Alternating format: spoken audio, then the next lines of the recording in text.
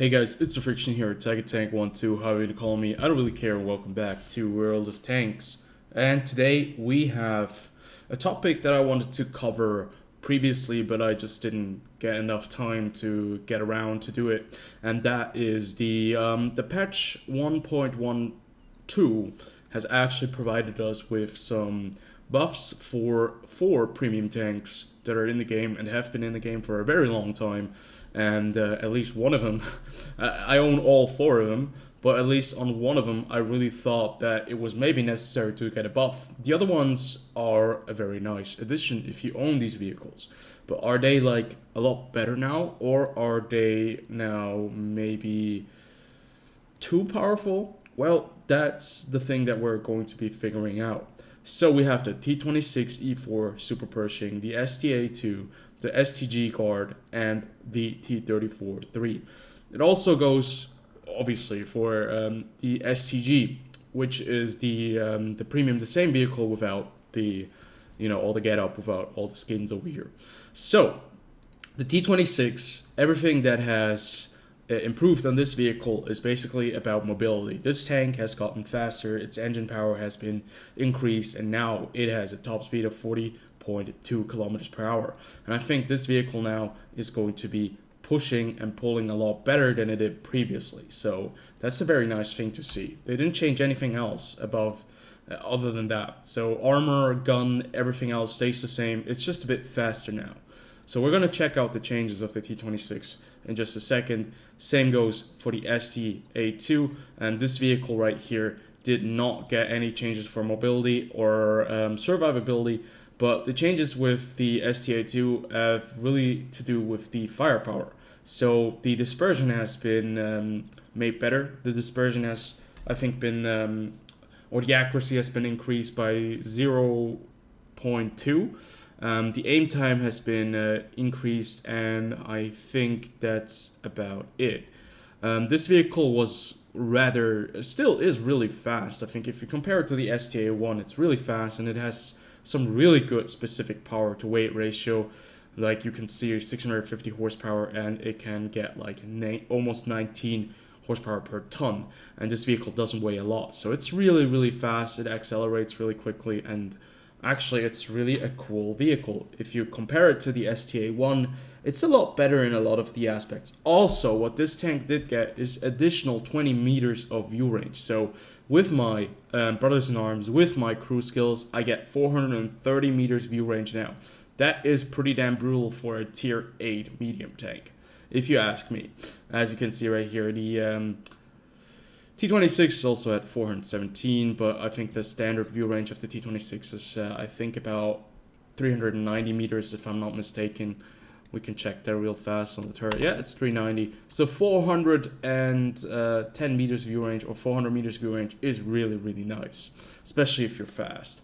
So moving on to the T-34-3. This vehicle was actually not too bad. I know that the gun handling and the armor, I think the mobility and the survivability, the armor, both are really good and have been quite competitive on this vehicle, but the gun handling was just a bit of an issue, especially at medium to long ranges. This vehicle was almost useless. The aim time took way too long. That's exactly what they did address with this vehicle. They did, I think, increase the HP, if I'm not mistaken. Let me just check real fast. Oh, we do not want to check the stats, we want to check the vehicle details. So the HP of this tank, survivability. So it's 1,400. I think it was 1,300 previously, if I'm not mistaken. And what they also did improve upon was the dispersion. So the dispersion was decreased, so like by 0.4 or 0.5. So that's pretty impressive, 0.05 exactly. The aim time has been improved as well. And I think some other stats, I'm not entirely sure, but I'll probably get to it once we get into a game with this tank. But other than that, this vehicle, I think previously I already enjoyed it quite a bit, and now with the buffs, I'm imagining it's going to be even more, or it's going to be almost competitive to certain vehicles at tier 8. Now the STG guard probably got the most buffs, but they are all little buffs, so it does make sense that they are kind of, there. It's, let's say, they have balanced it out on every single vehicle. They haven't really overbuffed them like completely.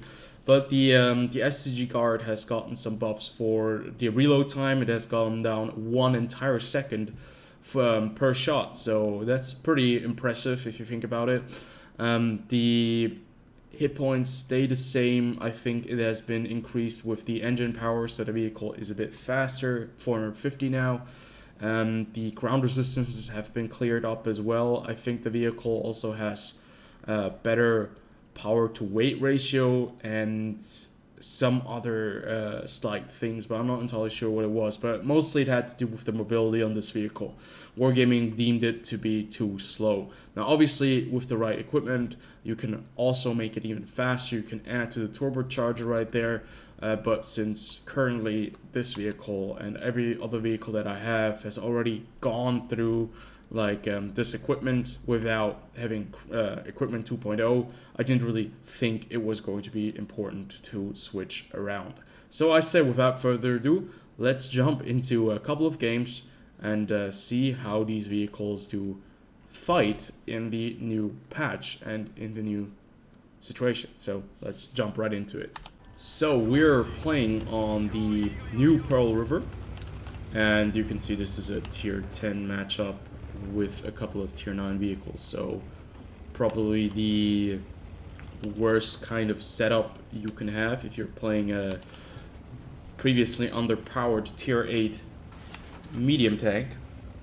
But to be fair, the changes aren't massive, especially for the STA-2. It has gotten a bit of a dispersion decrease, so the accuracy is better by 0.02. It has gotten more view range, which is probably going to be the most important and most interesting feature, to have 20 additional meters view range. That's quite a lot if you think about it. And it also has gotten, I think, a bit of something else. I'm not entirely sure what it was. The dispersion and the other feature that I just said right there was, oh my god, I just forgot it. So yeah, the dispersion has been decreased.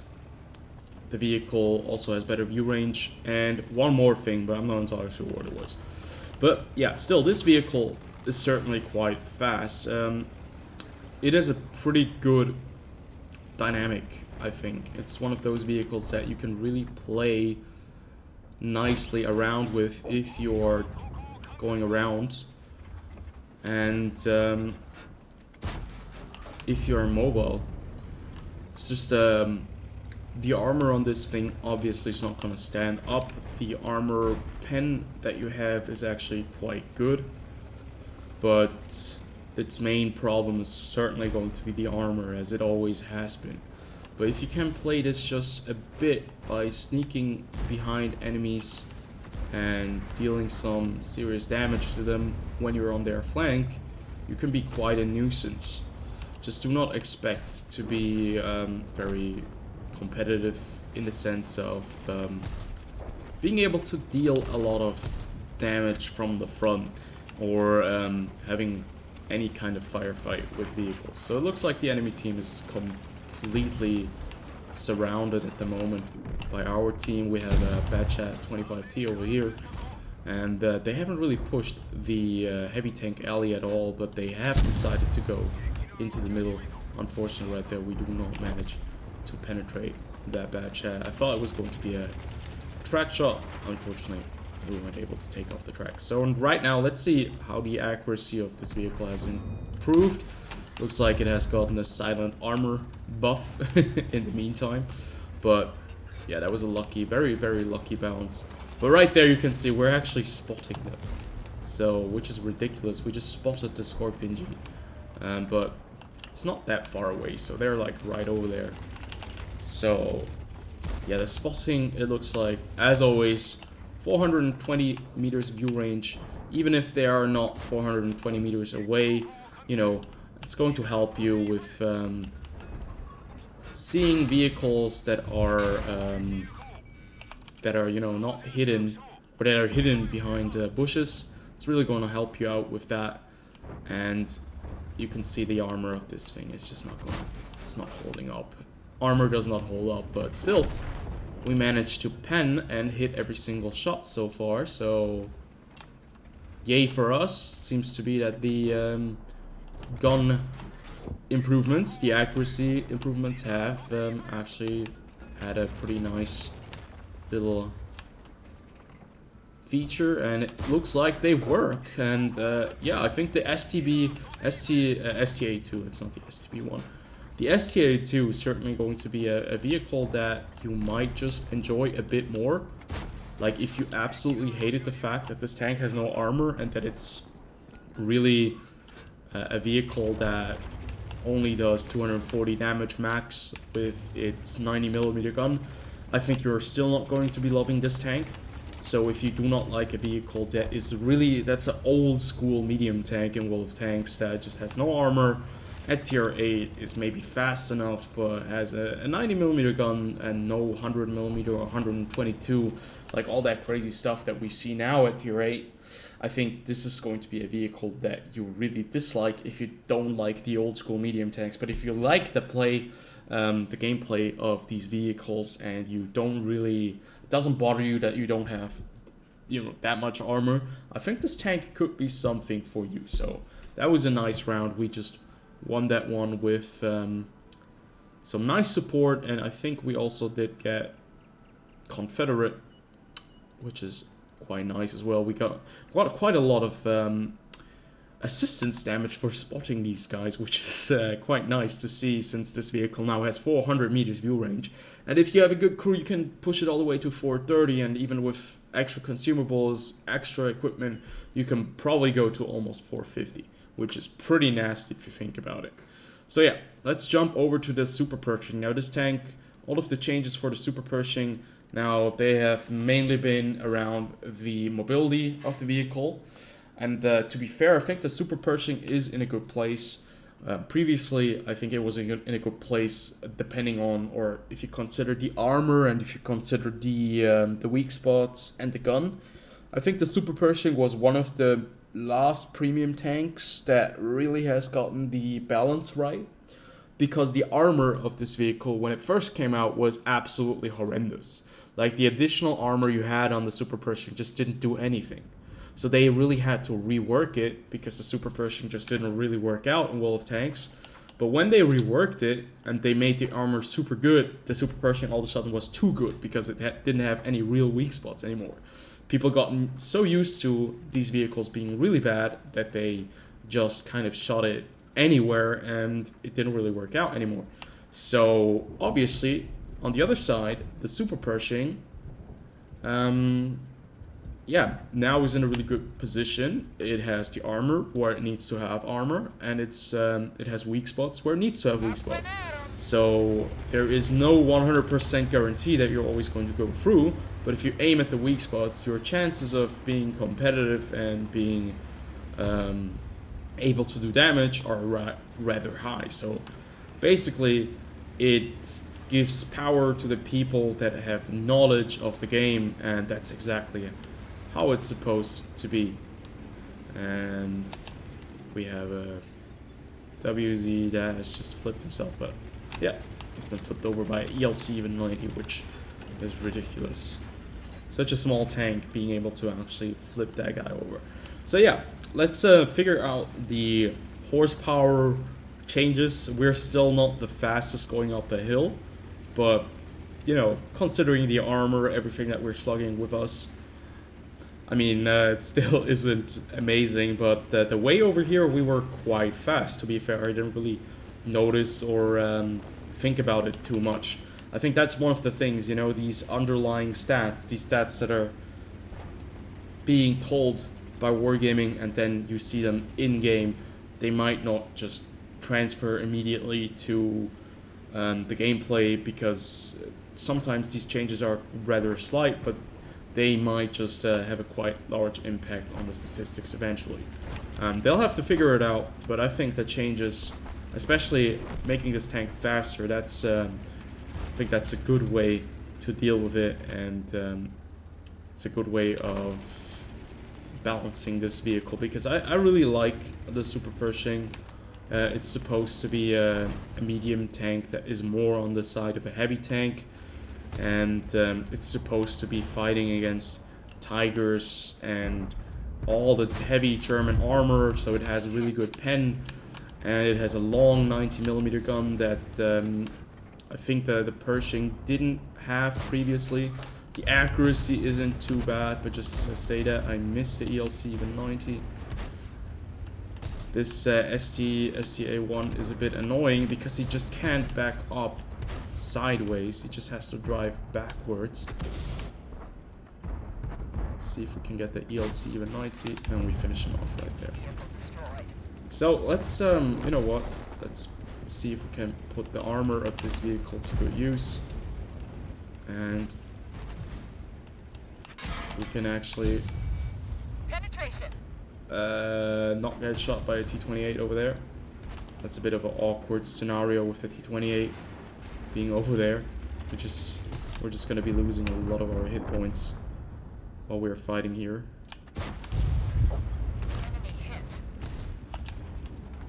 Oh boy. I think I'm not gonna be able to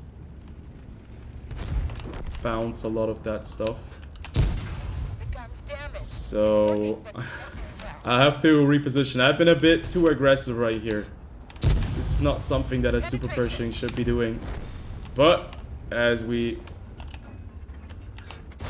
talked about, the T-28, the tank destroyers over there are a bit of a problem. So yeah, I thought that my team was going to help with the push, that we were going to be overpowering them, but I had like 4 tanks over here and no one went around the other side, so maybe it's just early morning wall of tanks, but that's just, yeah, I mean, that's just how this game works nowadays. People are really scared of committing to the push.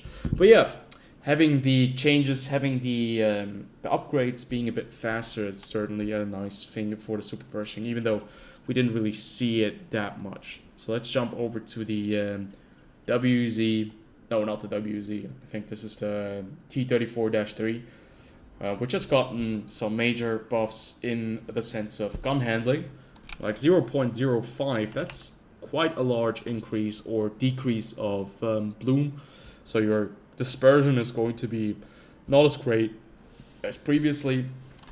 The vehicle is already quite fast. I think it has gotten an HP buff, but I'm not entirely sure if that is the case. But yeah, the gun handling is better, and the vehicle itself is probably going to be benefiting from it quite largely. I'm just gonna check real fast on my phone what exactly the other changes were on the T-34-3. Because I'm not really sure if I'm just mixing them up, since I'm looking at all the different vehicles. Let me just check real fast. We're going into the town, by the way, as well. Since this tank is not really good in a position where it doesn't have any gun depression, or where it's kind of too hilly, where it's hilly terrain. But on the other hand, it really doesn't have the worst gun depression if you think about it, since it's a Chinese tank. Chinese tanks are notorious for having only, what was it? Usually maybe 4 or 5 degrees of gun depression. This has 6.5, so that's already quite good. So yeah, the thing is, this tank has gotten an improvement in HP, so it has gotten 100 HP more. The aim time has decreased quite significantly, and the dispersion. So the aim time has decreased by 0.4 seconds, and the dispersion has decreased by 0.02, which is still quite nice to see. So this vehicle, unfortunately, we lose on Himmelsdorf. So this vehicle has gotten some quite nice buffs. So we can also talk about the buffs on the... let me fall back real fast. There's a 122 TM. We have a T20 that has pushed up so far into the into the enemy position, that he's going to just get rushed by several medium tanks if we don't help him out. And I think we are now, yeah, we are bound to help out, because our heavy tank right here has decided to move up as well. I would not advise going further than the church, object 270. Oh god, he's in the way, he's so in the way. Oh god, no, I'm gonna get shot in the butt.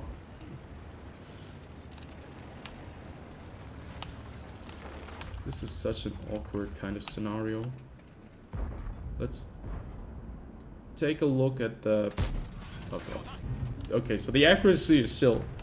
It's nice, but the pen is still a bit of an issue. Especially if you're going up against heavy tanks. But right there, we were able to actually deal some damage to that vehicle right there. Right there, nice pen. Side of the tracks where he shows us like that part of the vehicle where the tracks align with the hull. And if he gives us the same angle, we can do that again. But first, we pen the turret, since that is a weak spot on the Oni. And they haven't actually spotted me at all yet, so that's quite interesting. Our object is actually doing okay. I thought that he was just about to die. We hit the E50, the lower plate. He hasn't spotted us either yet, so this bush must be magical. Which is rather interesting to think about it. This time around, we're not going to be able to actually do anything against that guy. Nope. That wasn't able to go through the tracks and the hull. But still, we're doing a decent job right here, holding this position. We're gonna side scrape now, and hope for our 257 to actually spot these guys. Yeah, the AMAX M4, that is a vehicle that you cannot pen with standard rounds from the front with only 180 millimeters, I think, of pen. Only if you hit the cupola on top, you're going to be able to do damage. But the lower plate is too strong. The side is too strong. He needs to make a mistake for us to have a serious impact on him. Or we hit him right there, but unfortunately we bounce. But still we have an STRV, so that can really help us, because he can pen the frontal plate of that vehicle. Right there, if he stays like that, right, we can finish him off. Because he gives us a bit too much of his side armor. It aligns with his front armor, but it gives us a bit of an angle. And the side armor, I think, is not as impressive. So now this gives us the opportunity to move up.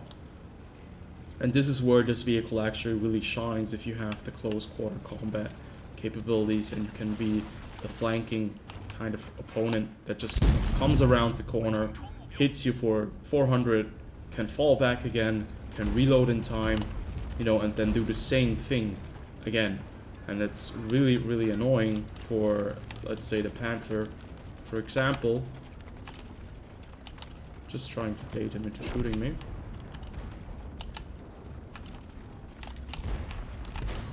And there we go. Oh, that's actually a stock Panther. That's a Panther. I thought it was a Panther too. So, that's even more awkward. I thought it was a Panther too. So, right there with a Skoda. He sets me on fire and he puts all 3 shells into me. As already mentioned, the armor on this vehicle is actually rather good. I think the turret is really, really strong if you think about it. Has a really strong turret. And I think the Skoda is... Well, we have to be really careful now. Because we are 3 tank destroyers. There's a 1 TD over there. We only have 58 HP. Nice. Or ST... No, S51. The artillery actually gets the E50. We bounce 1. Yeah, but we don't bounce the second. I should have hid behind that corpse of the Panther that was right there. Tried to wiggle. But you can see the limitations of the armor, obviously, on this vehicle. If you have anything above, like, I'm not sure, like 90mm gun, and you have above 140, 50mm of pen, you're going to be able to go through it. Obviously, if you're a bit higher as well, it's just like a flat surface. but you can also bounce a couple of shots. So yeah, this was probably the best display you can see. I think this vehicle has gotten really competitive, the T-34-3. And I never really had it in my mind as a really bad premium tank, but it was never as strong as I see it right now. It probably has the best current standing out of the vehicles with the Super Pershing, at least, I think. I think that it's just a bit better than the STA-2 because of the gun, and because of the armor that you also have, gives you a bit of an edge in certain situations. But they are different tanks. They're supposed to be played a bit differently. Since the STA-2 now also has better dispersion, you don't have to be as offensively minded. The STA-2 is just faster, and it can just get from point A to point B faster. The T-34 actually has the same mobility, so almost the same. It's 5 kilometers per hour less, slower. So I really highly suggest that you actually use the module or the equipment, which is right here, turbocharger, because having 5 kilometers per hour more is really going to be quite nice, especially in the Super Pershing, where you need the speed. So you really gotta get something out of here and put on the turbocharger, and then you're gonna have a really nice tank. Same with the T-34-3. If you add a turbocharger, this thing is going to be really, really fast. But I'm not sure. I think I really like the setup with this vehicle at the moment, and also the reload time, the aim time, the accuracy, everything is actually quite nice. And you can be quite competitive, as you can see right there, and also somehow I was able to stay hidden right there, although I was right in front of them. But let's jump into the STG guard before we get into any kind of final verdict, and let's see what this vehicle is all about. So I can tell you guys the changes about the STG guard. It has decreased its reload time from 14 seconds all the way down to 13 seconds. The damage per minute has been increased from 1670 to 1800. The engine power has been increased by 50 horsepower, and the power to weight ratio has increased from 14.3 horsepower per ton to 16.1 horsepower per ton. And the accuracy on the move, or when you're turning your tank and or your turret, the dispersion has been decreased by 0.2. So all in all, those are a lot of changes, quite minuscule changes, but they are probably going to have quite a large impact. Since you're probably going to be running a gun rammer on this vehicle, you're going to have a much nicer time if you're engaging vehicles. Although the DPM is certainly not as amazing as with other vehicles at this tier. You just really have the powerful gun, you have the damage, you have the accuracy, and you have 212 millimeters of pen, which are actually quite nice.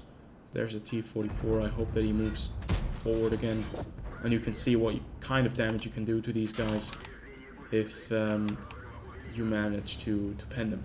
So somebody spotted us. It must have been the T-44, I think, since we're right in the right in that position in the bush. But now it's a bit weird. They have a massive army coming in from the 8 line, and we'll have to engage these guys. And the best way to deal with them is probably to set up an ambush over here. If we have somebody on the mountain, on the hill as well, when they come around, we might just be quite competitive. I'm just going to use this position right here to hopefully deal some damage to some of them. Oh, they're looking for the ELC even 90 because he's perma-spotting them. So he's the only reason why we actually see these guys. But the ELC even the ELC even 90 is still alive, which is this is quite fascinating to see. Like, this is great play by the ELC even 90. It's a bit awkward for us though, even though the turret is at the back. I'm not sure what the batch at 12T and the Indian Panzer are going around the corner to engage these guys, which seems a bit ridiculous if you ask me, because we need to have them around the corner. How can I tell this guy to fall back? Retreat. Oh, they spotted our ELC with 90. I can't back up any further than that, or else I'm just gonna start drowning or going down there. So, oh boy, he actually just killed my gunner. Okay, the Indian Panzer needs our help. So in this position, this vehicle can be quite deadly. Finish him off. We have the alpha damage. Sorry that I didn't help you earlier. We have the 390 alpha damage. We have the 122mm gun, I think. And that's just something that you don't see, that you didn't see previously. So this is one of the more modern medium tanks that have made their way into the tier 8 sphere, or the tier 8 realm. And it looks like that they have abandoned their desire to push. So we're just going to see if they are still around there. So the only vehicle that actually hit us was the T-34 prototype, because he was the only one who was smart enough to notice that somebody was back here. But with this vehicle we can actually load golds and still go through them. But it looks like our left side is not faring too well.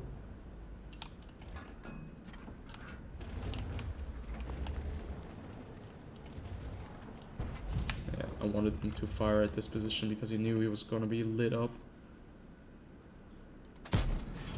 Bloody hell. What a terrible shot. Yeah, accuracy-wise, this tank, I think it was quite good, but it wasn't perfect. I'm just going to wait. Going to let him disappear. I'm going to make the move again. Reappear. Let him blind fire, and we repeat the whole process. We bounced the turret, unfortunately, right there. Oh, we have another guard. It's guard versus guard. I'm gonna be starting to load AP instead of APCR again.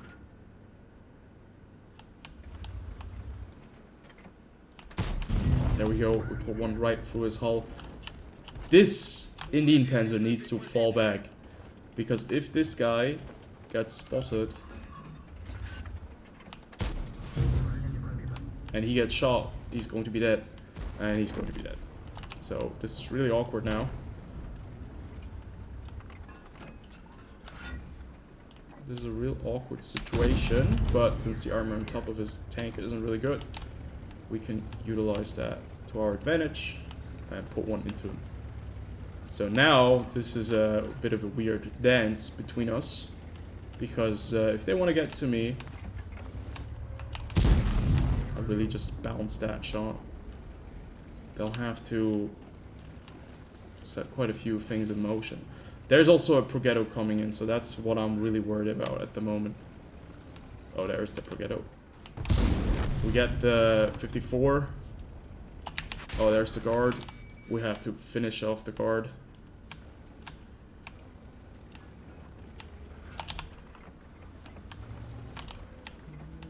This is awkward now. This is really awkward. I hope the artillery can help me. He actually managed to pen me right there. This is ridiculous. So I have to move in now and kill him. Even if there's a Progetto 46 in the back, we have to take the risk.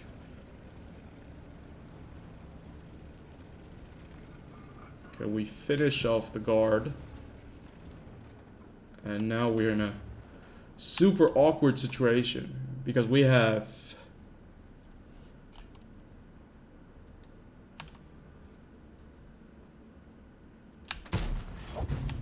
several tanks over there, and he hits me on the move. Come on. That was such a cheap shot as well. I maybe should have just fallen back and fired after through the thick bush, but I thought that if he was fully on the move, I would just be able to actually return, get back, and be able to shoot him while he was moving up. Come on, I mean, full speed, that's just a joke. That's just RNG not wanting you to win the game. Okay, so you have 43% HP. You just need to hit one shot. There's a high probability that you're going to bounce a shot from him. God damn it. This is so bad. Okay, at least he finished him off. But now I can understand, now I can see why absolutely nothing happened over here. For like, this guy's gonna die. No, come on, he's lagging, or he has a potato computer. This guy really that was a fitting end to this game. We could have played it a bit better, especially with the 54, if we would have taken him out earlier, or if we would have not bounced the STG guard at the last second right there. We probably would have saved quite a bit of HP and would have been able to take on the Progetto 46. Unfortunately, we didn't. But still, we end up with top damage, and it was a fairly good game. So yeah, do you really notice these changes with the mobility and everything like that? Yeah, I think certainly you do notice it being a bit maybe faster, maybe a bit more responsive, but you don't notice them immediately when you're playing the vehicle. So what do I think of these changes? I think that all of these changes were warranted, absolutely, and it was time that some of these vehicles did get addressed. For example, the STA-2 certainly needed a bit of pampering, a bit of more love, and it's supposed to be now a fast medium tank that has capacities to spot. It doesn't have armor, it will never have armor, but it's nice to see that it has gotten a bit of an improvement, and that I would have liked to see it get even more upgrades, because I really think this tank doesn't fare very well in the game with the current meta. T-34-3, as already mentioned, I really liked this tank before the patch, and I really like it now. So this is a great vehicle. I really like it. With the patch, it has gotten even better. And yeah, great vehicle, great tank. And yeah, Super Pershing, on the other hand, what can you say about the Super Pershing? It's a Super Pershing.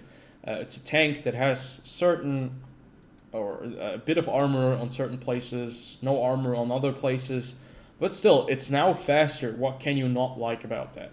The STG guard, I don't really think that this vehicle needed any real buffs, but with the buffs, I think this tank is even a bit better now, and it's nice to see. So I think all in all, the verdict is that this patch, the buffs, they were quite good. They haven't oversteered in any kind of direction, and I think it's a good way to handle these premium vehicles. So, as already mentioned, hope you guys have a good one. Tell me what do you guys think about the buffs and the changes. Write in the comment section below, and I'll see you guys on the next video.